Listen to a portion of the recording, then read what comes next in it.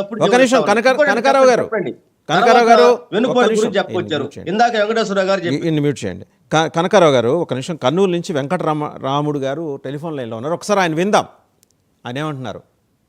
వెంకటరాముడు గారు సార్ నమస్తే సార్. నమస్కారం అండి. ఏమిటి సార్, ఏది ఎన్నుపోటు గొడవ అయింది సార్? ఏదైనా సమస్య మీద మాట్లాడమండి. వీళ్ళు ఎన్నుపోటు చేశారు, వాళ్ళు చేసినారు, వీళ్ళు చేసిన ఇదే ప్రస్తావన చేసింది. అయ్యా ప్రభుత్వం వచ్చే సంవత్సరం అయింది, మంచి పనులు చేసి మంచిగా చేయండి, మేము కూడా సహకరిస్తామని చెప్పేది పోనిచ్చి వెన్నుపోటు కొడిచినారు. ఎవరికి ఎన్నుపోటు కొడిచినారు సార్? జనాలకు కొడిచినారా లేకపోతే ఆయన కొడిచినారా ఎన్నుపోటు? జనం ఏమైనా ఆయనకు వెన్నుపోటు కొడిచినారా లేదా ఆయనే జనానికి వెన్నుపోటు కొడుతున్నాడు? ఏంటి మాటలు ఇవన్నీ? ఊరికే ఆ రోడ్లలోకి వచ్చి వెన్నుపోటు కొడిచినారు, ఆ పోటు కొడిచినారు అనుకుంటా. విషయాలు ఏమన్నా ఉంటే అయ్యా ప్రభుత్వం వచ్చింది, ఈ సంవత్సరం ఏంటి, ఇప్పటికైనా మంచి పనులు చేసి మంచిగా చేసుకుంటారా అండి, మేమందరం సహకరిస్తాము, మేము కూడా మీకు అన్ని విధాలుగా సహకరిస్తాము చెప్పుకుంటూ రావాలి. కానీ ఇది ఏంటి పంచాయతీ ఇది? ఏంటి సార్ జనాలైతే అంత పిక్చర్లు అయినారా?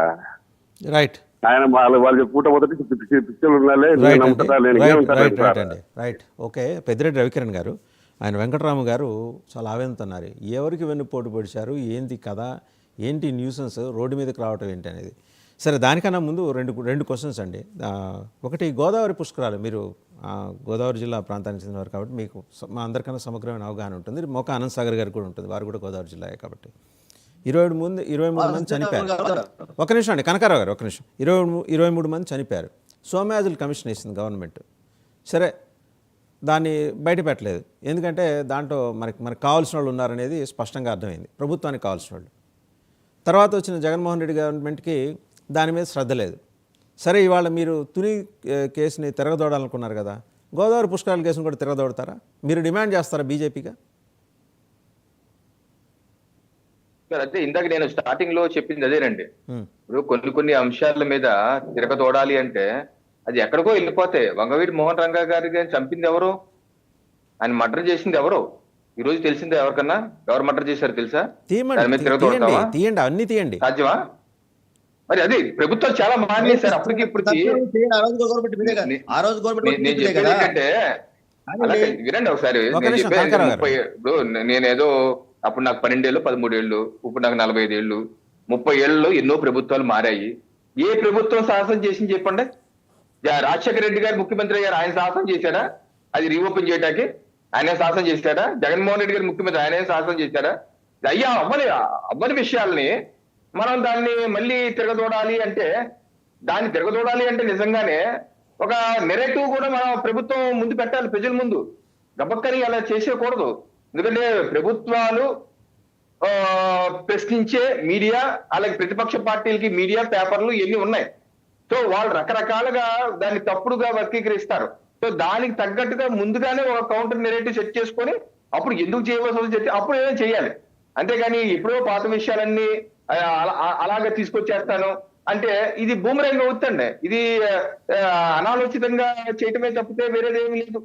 అలాగే ఒక సంవత్సర కాలంలో ఇప్పుడు 2019-20 ఆ ఒక సంవత్సర కాలం, ఈ 2024-20 సంవత్సర కాలం పరిపాలన కంపేర్ చేయండి. 2019-20లో ఏం జరిగిందంటే, ఇసుకని వస్తున్న ఇసుకని అర్ధాంతరంగా ఆపేసి వందలాది మంది భవన నిర్మాణ కార్మికులు ఆత్మహత్యలు చేసుకునే పరిస్థితి తీసుకొచ్చింది గత ప్రభుత్వం. ఇసుక లేకుండా చేసింది, వాళ్ళ జీవితాలతో ఆడుకుంది. అప్పుడు మేమందరం భిక్షాటన కూడా చేసి వాళ్ళు ఆదుకునే ప్రయత్నం చేసాం. కనీసం భవన నిర్మాణ కార్మికులకు సెస్ ఉంది, ఆ సెస్ కూడా మింగేసింది గత ప్రభుత్వం. ఈ సంవత్సరంలో మేమేం చేసాం? ఇప్పుడు ఆపేసాం ఇసుక ఉచితంగా అందించట్లేదా? జగన్మోహన్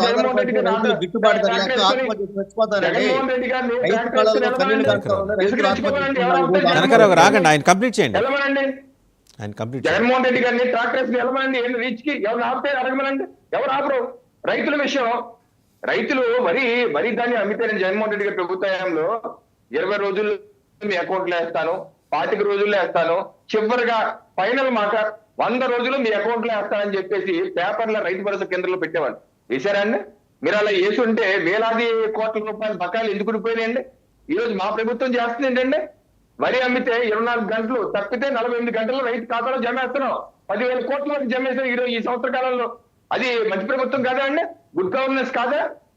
ఏం జరగట్లేదని మీరు మాట్లాడితే సూపర్ సిక్స్ కూడా కార్యాచరణ ప్రకటించారు. గ్యాస్ సిలిండర్లు ఇస్తున్నారు.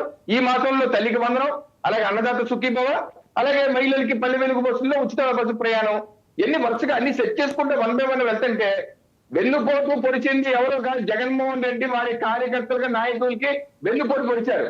అదెలా అంటే పాప 77 చేరువవుతున్న బొత్తాని రోడ్డు మీద తీసుకొచ్చి గుండెపోటు వచ్చేటట్టు చేసి జగన్మోహన్ రెడ్డి గారు మాత్రం రాష్ట్రం లేకుండా ఎలాంటి ప్యాలెస్కి వెళ్ళిపోయి తొంగున్నాడు. ఏనండి మీ నాయకుడు ఈ ఉద్యమానికి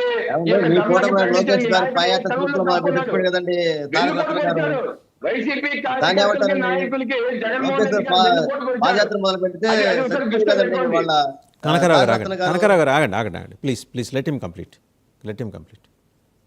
సో మోక ఆనంద్ సాగర్ గారు ఏంటంటే వెన్నుపోటు పొడిచింది జగన్.